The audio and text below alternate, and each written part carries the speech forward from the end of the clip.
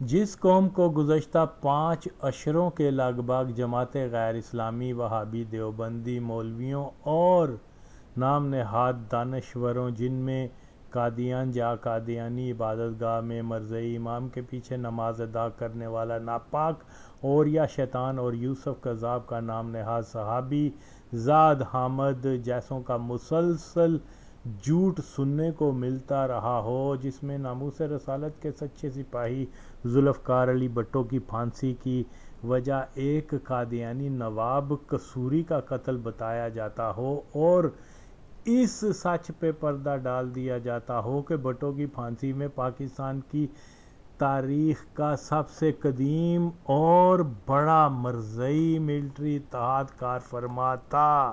بھٹو مخالف جرنیل مرزئی تھے، جس کا سردار ضیاء الحق پیدائشی مرزئی تھا، جس نے پوری زندگی مرزئی جماعت کی ہدایت پہ پاکستان میں مرزئیوں کو ایک بڑی طاقت بنایا، جو بھٹو کو اس لیے ہر حال میں پھانسی دینا چاہتا تھا کہ بھٹو نے مرزئیوں کو کافر قرار دیا تھا۔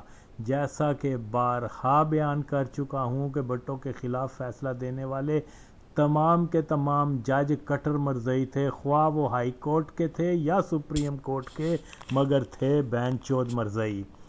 بھٹو کے خلاف ایک وعدہ معاف گوا جماعت غیر اسلامی کا تھا، تو باقی 4 مرزئی تھے۔ بھٹو کے خلاف سرکاری وکیل اعجاز بٹالوی وغیرہ بھی پکے مرزئی تھے۔ بھٹو کی پھانسی کے بعد کی تصاویر اتارنے والے کیمرہ مین بھی مرزئی تھے۔ بھٹو کی موت کے پروانے پہ دستخط کرنے والا قلم ظہور الہی مرزئی سے ہوتا ہوا مرزا ناصر کو تحفے میں ملا، اور بھٹو کی پھانسی کے تصاویر اور یہ قلم و دیگر خفیہ دستاویز لندن کے مرزئی ریکارڈ میں رکھے ہوئے ہیں۔ بھٹو کے خلاف تفتیش کار اور تو اور جس جیل میں بھٹو کو رکھا گیا تھا، اس کا عملہ تک بھی مرزئی تھا۔ یہ سب حقائق اپنی جگہ پختہ ثبوت ہیں کہ میرے اس سچے دعوے کو نہ تو کوئی قادیانی اور یا شیطان زاد احمد یا لبرل، اور نہ ہی کوئی پیپلز پارٹی کا 30 مار خان رد کر سکتا ہے۔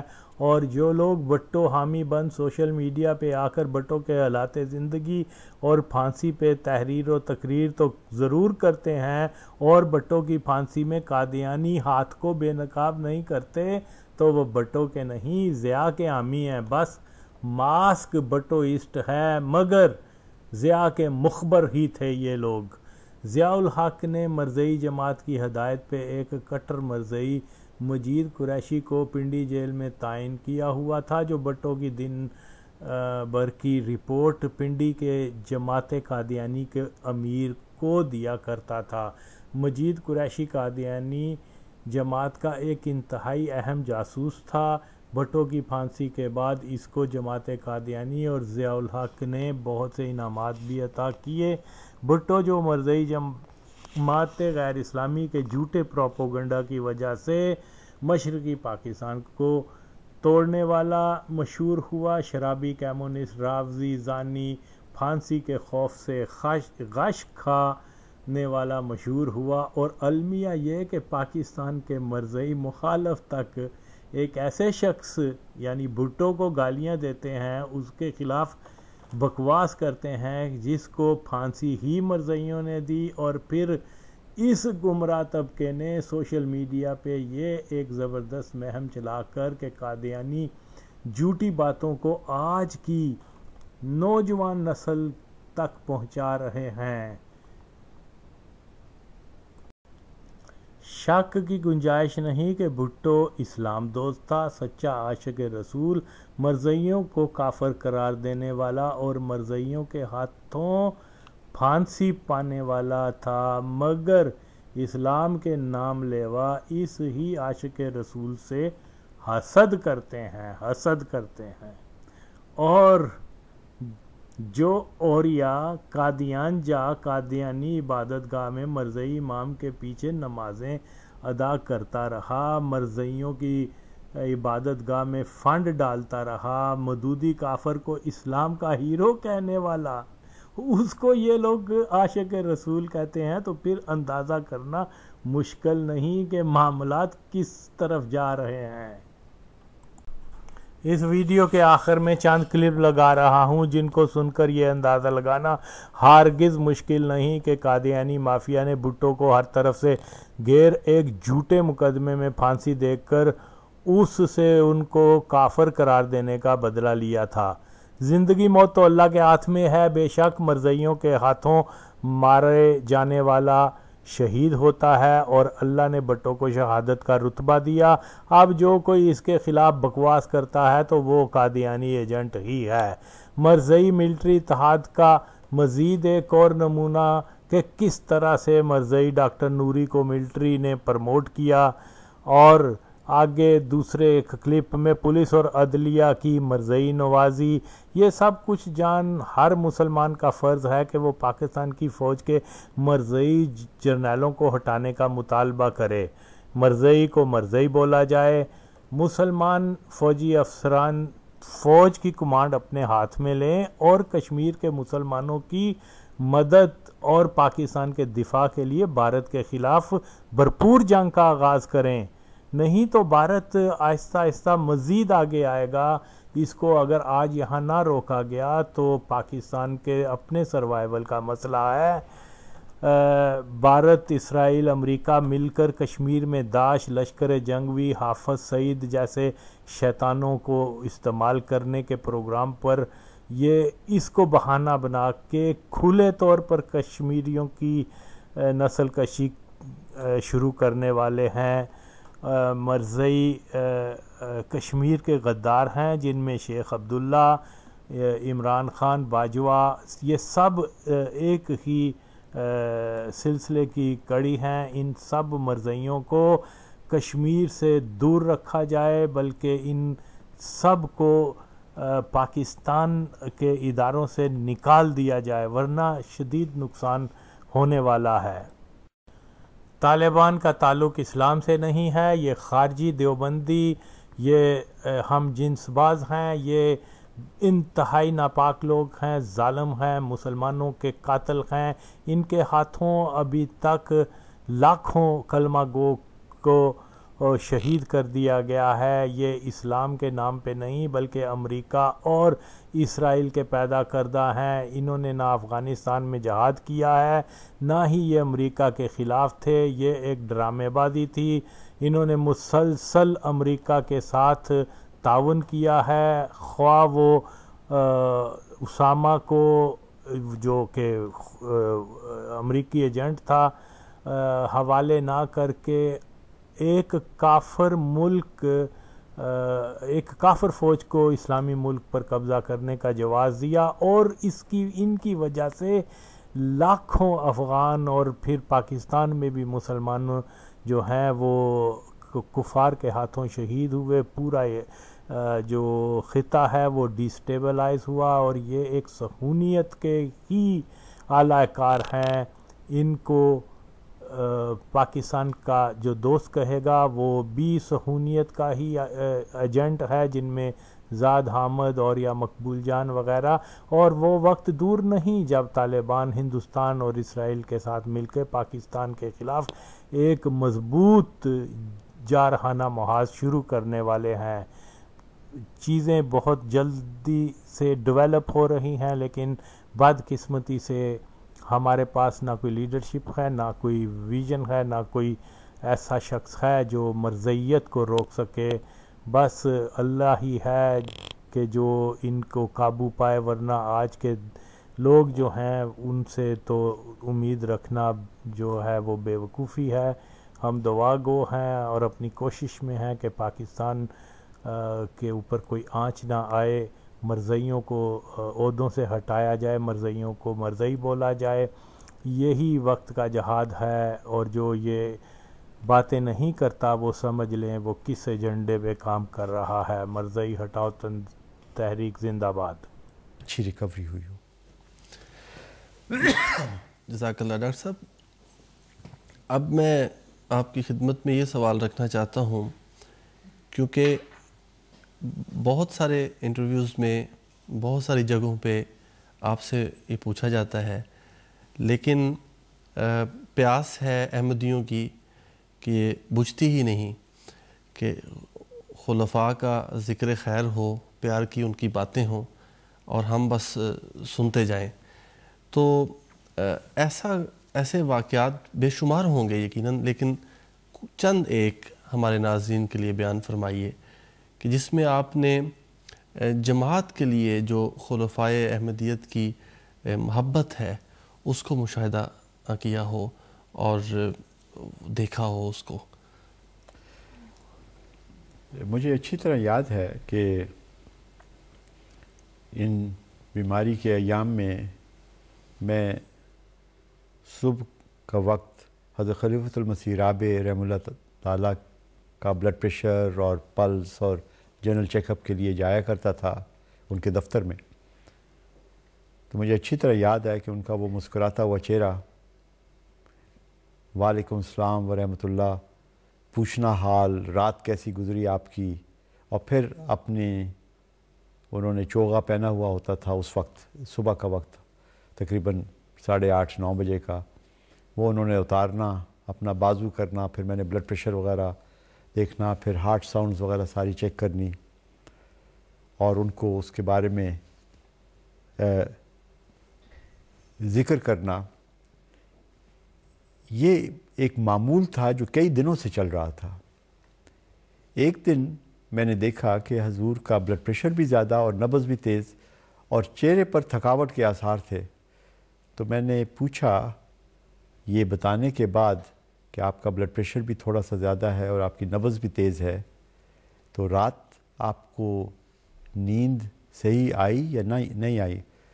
فرمانے لگے کہ میں ساری رات جاگا رہا اور ذکر کیا اس شخص کا کہ اگر آپ کو، اور ذکر کیا اور فرمایا کہ مجید صاحب جو سپرنٹینڈنٹ جیل تھے ان کو غلط الزام کے لیے قید کر دیا گیا تھا اٹک جیل میں، اور ان کی طرف سے دعا کے لیے خط آیا تھا.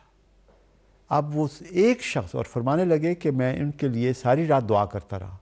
اب ایک شخص کے لیے جو غلط حکومت نے جیل میں ڈالا ہوا ہے، اس کے لیے خلافت کی محبت اتنی زیادہ کہ وہ ساری رات ہی نہیں سوئے اپنی بیماری کے باوجود.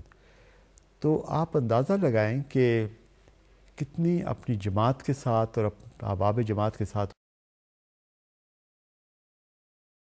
بسم اللہ الرحمن الرحیم.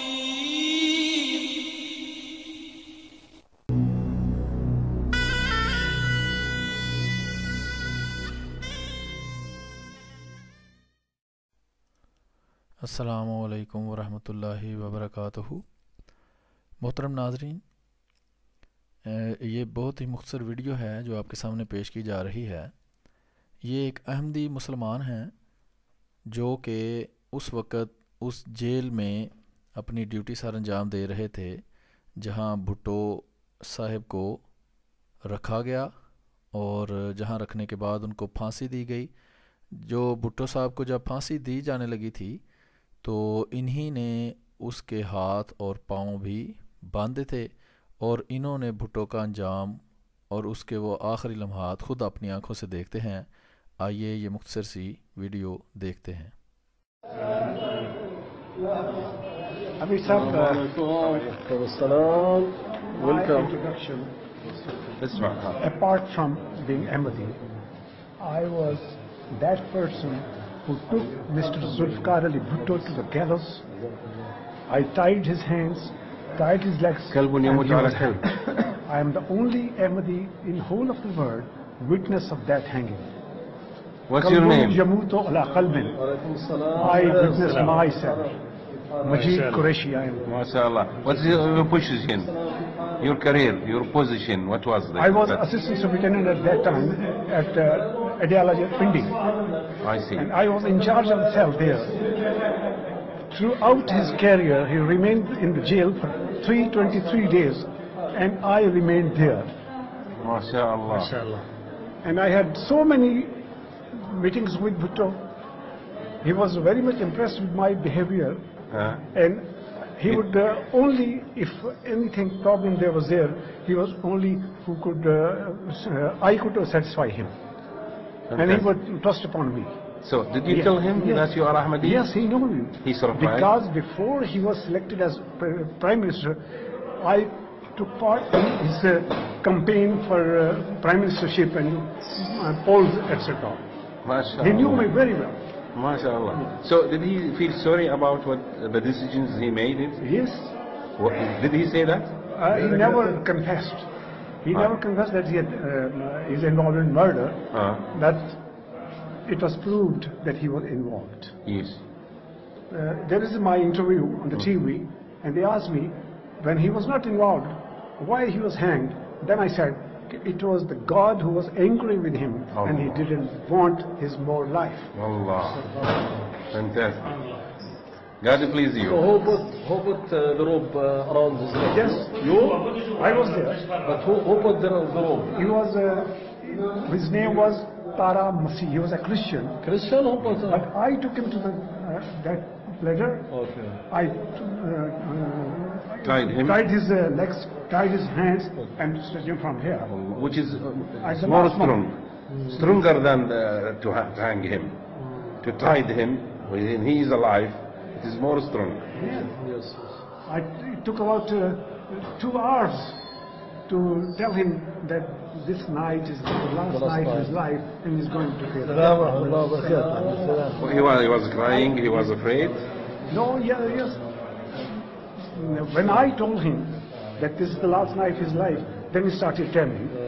And after about half an hour, then he could say, tell anything about his hanging here. What he asked before is that have he asked? Did he wish anything, you mean? Oh, no, never. No, he didn't.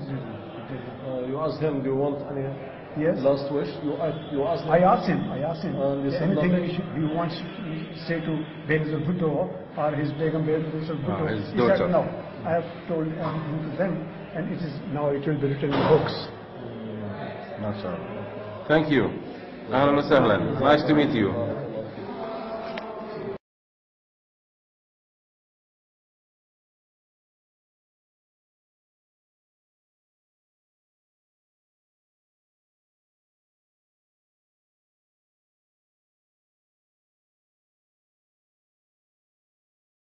Doctor साहब, जैसा कि अभी तारुफ में भी ज़िक्र हुआ कि आपको पाकिस्तान आर्मी में भी मेजर जनरल के ओहदे से आप रिटायर्ड हुए और एक लंबा अरसा वहाँ पर बतौर डॉक्टर और कार्डियोलॉजिस्ट खिदमत की तौफीक पाई आपने, तो ये आर्मी की तरफ फिर किस तरह जाना हुआ?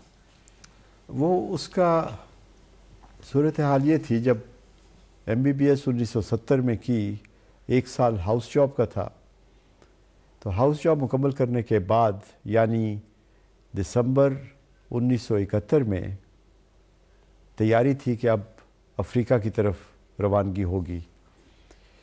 तो दिसंबर में पाकिस्तान की जंग हिंदुस्तान के साथ शुरू हुई, हमें भी कंस्क्रिप्ट किया गया। मैं इसके लिए हज़रत खलीफतुल मसीह सालिस की खिदमत में हाज़िर हुआ और ये सारी बात उनको पहुंचाई। आप फरमाने लगे कि देखें, मुल्क की खिदमत अव्वल है और उसको तरजीह देनी चाहिए, इसलिए आप फ़ौज में जाएं। इसलिए मैं फ़ौज में आ गया। फ़ौज में आने के बाद जो हमारे सीनियर अफसरान थे, उन्होंने हज़रत खलीफतुल मसीह सालिस की खिदमत में ये सिफारिश की चंद और दोस्तों के ज़रिए कि ये बच्चा ज़हीन है, इसको हम फ़ौज स्कॉलरशिप पर बाहर आला तालीम के लिए भी भिजवाएगी, 5 साल का मुआहदा होगा, तो इसको फ़ौज में ही रहने दें और बेहतर होगा कि ये अपनी स्पेशलाइजेशन भी इसमें करे। चुनांचे हजूर अक़दस ने इसको कबूल फरमाया और मुझे ये हुक्म हुआ और इरशाद हुआ कि आप फ़ौज में ही रहें और अपनी एक रंग में वक्फ इसी तरह जारी रखें। माशाल्लाह, ये से लोगों से मिले। As the day unfolds, senior representatives of the Ahmadiyya Muslim community are summoned from around the world to the London Mosque for an electoral college that will select the new Khalifa. However, It is the start of a bank holiday weekend, and the UK's official bodies will not issue any visas to enter the country for 3 days. Imam Saab called me and he asked me your name in the member of the committee of the Khilafat, and please come to London as soon as possible. This is like someone put a mountain on my shoulder, and really I was afraid. I realized that we will have problems. We had to get the electoral college down here quickly, and it is possible that some people's visas may not be processed or what have you. So I rang Tony Coleman, who was the local member of parliament here. So he came into my office, sat next door, and from here he started making telephone calls to the Home Office. The late Khalifa was as a father to me. Can I say that my granddaughter suffered from childhood leukemia and came very close to death? And one of the things that helped her recover, her name is Evie, was actually the medicines which the late Khalifa mixed for her.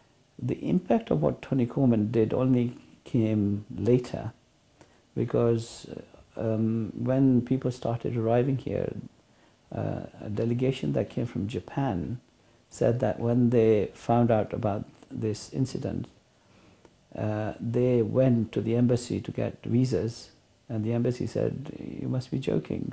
It's bank holiday, we are closed, you can't, earliest you can do is Tuesday when we'll reopen." And they said they were very disappointed. They went back, and they said that literally in a few hours later, they got a call from the embassy saying, "We've had instructions from London that a visa should be issued to you immediately." And throughout the world, messages went out from the Foreign Office that Ahmadis who wanted to come should be issued visas. For instance, in Germany, where we had large communities, I was told that there, the embassy stayed open all night. And in fact, they even got some of our Ahmadis to help them to issue visas to people who wanted to come. Sahibzada Mirza Masroor Ahmad must now depart Rabwa for London. He hopes to return in a week with the permission of whosoever is elected Khalifa. करने के बाद चार साल बाद। ठीक है, बिल्कुल ठीक है। तो मतलब पीछे एक बात जो है वो थोड़ी सी अधूरी रह गई है, मैं उसमें तशरीह महसूस कर रहा हूँ कि जब आपकी यहाँ से ट्रांसफ़र हुई है, उस वाक़े की थोड़ी सी तफसील जो है, हाँ जी, उसकी जुज़ियात भी साथ बयान फरमाएं ज़रा। असल में जब ये स्कूल जो हमारा नेशनलाइज हुआ ना, तो ये रेशदवानी इनकी शुरू हो गई थी बहुत ज़्यादा। हमने तो बहुत कोशिश भी की कि इनके साथ जो हमारे ताल्लुकात जो हैं वो अच्छे रहें, ताकि हमारा तालीमी जो निज़ाम है वो मुतासर ना हो। लेकिन ये जितने भी हमारे यहाँ टीचर थे गैर अहमदी, उनमें से अक्सर जो थे वो उनकी जो जाके ताल्लुक़ जो था वो मंजूर चिनोटी साहब से था, तो वो उनसे हदायत लेकर यहाँ पे ना वो काम करते थे। तो ऐसे हुआ कि एक दफ़ा वो झगड़ा हो गया उनका मामूली सा, कोई वो इंटरफियर कर रहे थे बच्चे, तो किसी उस्ताद ने भी उसमें उन गैर अहमदी में नवाज नामी एक टीचर था, तो उसने भी कोई साइड ली उन बच्चों की जो गैर अहमदी थे, तो कुछ कहा नहीं, तू मैं तक बात हुई थी उनके साथ। तो इन्होंने फिर सबने मिलकर मंजूर चिनोटी साहब के कहने पर ना, मैं क्योंकि स्टाफ सेक्रेटरी भी था, मुझे इन्होंने फिर निशाना ज़्यादा बनाया। वो जो मुकदमा बनाया है उस पर वो मेरा नाम और बाकियों का साथ लिख दिया कि ये वगैरह, लेकिन उसमें जो बड़ा मुलज़म था जिसमें फांसी का मुतालबा था, ये अखबारों में उन दिनों आया कि इनको फांसी पर लटकाया जाए। और ये ना उसके उस दौरान जो थी वो FIR और ये पता नहीं क्या कुछ अखबारों में भी बयानात हैं, तो ये सारा ना उस वक्त उस मुकदमे के दौरान हुआ। ठीक है, मतलब तो आपके साथ कोई और भी? जी मैं अर्ज़ करता हूँ। तो उस मुकदमे में फिर उन्होंने देखा कि जो ये हैं कि जो हमारे अहमदी हैं जो जमात का साथ काम भी करते हैं, और वो रशीद ज़ीवी साहब थे। अच्छा। और फिर थे असलम नासर साहब, ठीक है, एक हमारे टीचर थे बशीर अहमद बड़ाइच, उन थे, ये चारों को का जो ना, और असलम नासर साहब मैंने बता दिया। تو یہ پھر ان کو تو ہمیں کیوں پتا تھا کہ ہمارا تعلق ہی کوئی نہیں. جس دن انہوں نے مقدمہ درج کروایا اس روز میں ٹیکسلا میں تھا, تو میں نے تو سوچا بھی نہیں تھا نا کہ یہ اس حد تک ہو سکتا ہے. لیکن اور شام کو آ کے ان کو جو ہمارے رشید زیبی صاحب اور اسلم وہ ہمارے تھے بشیر صاحب, ان کو تو پتہ لگ گیا, وہ تو چلے گئے ضمانت کے لیے, لیکن مجھے اور اسلم ناصر صاحب کو یہ گرفتار کر کے نا تو یہاں پر لے آئے. لیکن یہ اس وقت نا کچھ ویلیوز تھیں, کوئی اقدار تھیں, تو بہت عزت اور احترام کے ساتھ نا تھانے دار والوں نے, یہ جو تھانے دار تھا اس نے ہمیں بٹھایا اور چائے وغیرہ پیش کی. اور مولانا خورشید ہمارے صدر عمومی تھے, ہم بیٹھتے رہے, ہمیں تو بالکل سمجھ ہی نہیں تھی, کبھی تھانے دیکھے ہی نہیں تھے. ہمیں تو یہ کہا گیا تھا کہ وہاں آپ سے کچھ انہوں نے معلومات کرنی ہے, آپ جماعت کے بارے میں کوئی معلومات دیں, تو ہمیں نہیں پتا تھا. تو 10 بجے مولانا خورشید تشریف لائے رات کو, کہنے لگے کہ آج آپ ان کے مہمان ہیں. تو ہمیں پھر اس وقت پتہ لگا کہ ہم یہ اریسٹ ہوئے. تو انہوں نے پھر رات کو بھی 4 پائیاں ہمیں دیں, اور بڑا شاندار صبح اٹھے تو ایک سید ایک ان کا سپاہی تھا, وہ ہمارے لیے ایک نہانے کے لیے صابن لے آیا اور شیو کے لیے سامان لے آیا. اچھا, وہ ساری باتیں پتہ لگ گئی اس کو, مولوی ارشد کو. تو اس نے حنیف رامے تھا اس وقت پنجاب کا نا وزیر اعلیٰ, تو اس نے فوراً وہاں کہا کہ وہ ان کے ساتھ تو شاہی مہمان کا سلوک ہو رہا ہے. یہ ہمیں تھانے دار نے بتایا کہ یہ رپورٹ پہنچی ہے کہ شاہی مہمان کا سلوک ہو رہا ہے. تو انہوں نے پھر نا کوئی چھاپا پڑنے کا جب امکان ہوا تو انہوں نے یہ اپنے, کیونکہ میں عرض کر رہا ہوں نا کہ کچھ نیکی تھی, کچھ ویلیوز تھی نا, انہوں نے اس وجہ سے ہمیں کچھ نہیں کہا, ان کو پتہ ہوتا تھا. تو انہوں نے پھر ہمیں وہاں لاک میں نا رات کو 12 بجے نا وہاں 4 پائی پہ ہم سوئے ہوئے تھے, اٹھا کے وہاں چلو بڑے روب سے. تو اس نے ہی روب ڈالا, چلے گئے ہم باہر. اس کے 1 گھنٹے بعد نا ڈی ایس پی اور ایس پی اور جو جنگ سے آفیسر آئے, اور انہوں نے دیکھا ہمیں, انہوں نے کہا دیکھیں جی یہ تو اندر ہیں. تو پھر نا وہ بڑا بڑبڑایا کہ دیکھو یہ کیسے غلط رپورٹیں. اچھا جی, اور اتنا یہ طوفان پڑ گیا کہ یہ نا ہم سنتے تھے کہ وہ جواب ان کا جو یہ وائرلیس پہ دے رہے تھے نا, بڑا ملزم اور ایک اور ملزم گرفتار کر لی گیا, باقی فرار. اچھا, یہ چند منٹوں کے بعد نا وہ یہ پیغام دیتے تھے. تو بات کچھ بھی نہیں, بات پیچھے کچھ بھی بالکل کچھ نہیں تھی. اور سر کتنے دن آپ 4 دن رہے نا, 4 دن جب رہے نا, 4 دن کے بعد ایک عجیب بات ہوئی جو کہ میرے نزدیک جو کہیں عدالتی تاریخ میں نہیں ہے.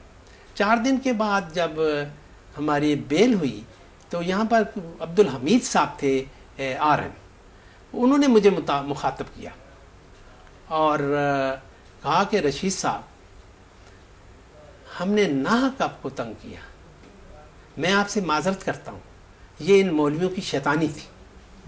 تو میں نے کسی جج سے نہیں سنا کہ وہ ریمارکس دیتا ہوا ایسے کہ میں آپ سے معذرت کرتا ہوں. کیا بات ہے, شرفا ہے ابھی. ہاں جی, یہ اس وقت کی بات ہے, آج سے 25 سال پرانی بات ہے. اس وقت تھے. ٹھیک ہے, احترام دیا ہے خلافت کی برکات سے.